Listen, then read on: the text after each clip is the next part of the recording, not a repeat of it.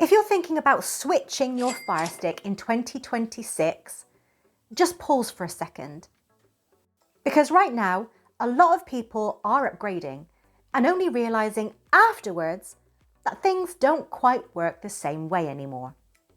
On the surface, it looks like a simple upgrade. Newer device, faster performance, but behind the scenes, the direction is starting to change. And depending on what you buy next, you could end up with something that gives you less flexibility than what you already have. So before you spend anything, let me show you the two paths you actually have and how to pick the right one for your setup. After my last video, loads of you were asking, what should I buy instead? Is there anything that works like the Firestick used to? So instead of guessing, I've broken it down properly.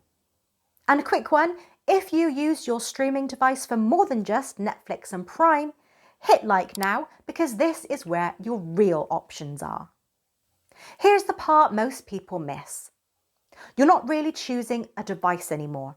You're choosing how much control you want over your setup.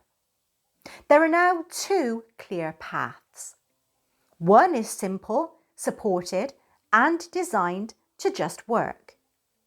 The other gives you far more flexibility, but expects a bit more from you. And most people pick the wrong one because they focus on specs and price instead of how they actually use their device day to day. So starting with the simple route, this is where most people naturally land because it feels closest to what they're used to. Devices like the On 4K Pro or the Google TV Streamer are designed to be straightforward. You plug them in, sign in, install your apps, and everything just works. They're clean, responsive, regularly updated, and fully supported for all the main streaming apps. But the trade-off here isn't performance, it's how much control you actually have. These devices are designed to be simple and supported, which means everything works, but within a more structured environment. And for most people, that's exactly what you want. But if you're the type of user who likes to go further, install different apps, customize your setup, and really control how everything works, that's where you may start to feel those limits over time. I've done a full breakdown of the best certified options already, so if you want a deeper comparison, that video is worth checking out after this. Now, if flexibility is the reason you're even watching this, this is where things start to change. Once you move away from certified devices, you open up a completely different set of options. This is where you'll find devices like Formula, Ugu, and Buzz TV. These aren't built around restrictions in the same way. They give you more freedom with apps, more control over how everything is set up, and fewer limitations over time. The trade-off is that they're not quite as plug and play. You might spend a bit more time setting things up, but in return, you're getting far more flexibility. And then at the top end, you've got mini PCs. That's where you can run Android through emulators like Nox, BlueStacks, Mumu, and install exactly what you want and control the entire experience yourself. It's easily the most powerful option, but also the one that takes the most effort to get right. I've got full guides for all of these on the channel, including mini PC setups and comparisons of non-certified options.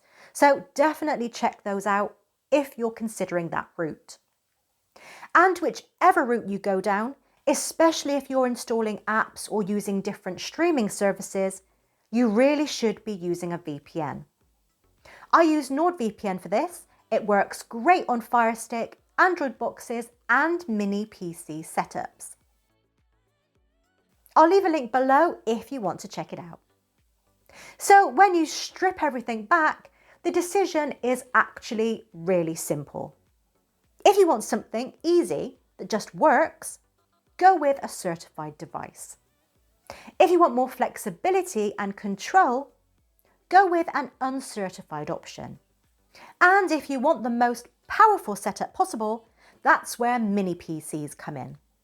It's not about which device is best, it's about how much control you actually want. Let me know in the comments, are you keeping things simple or do you want full control? I'm really interested to see where most of you land, so drop them in the comments.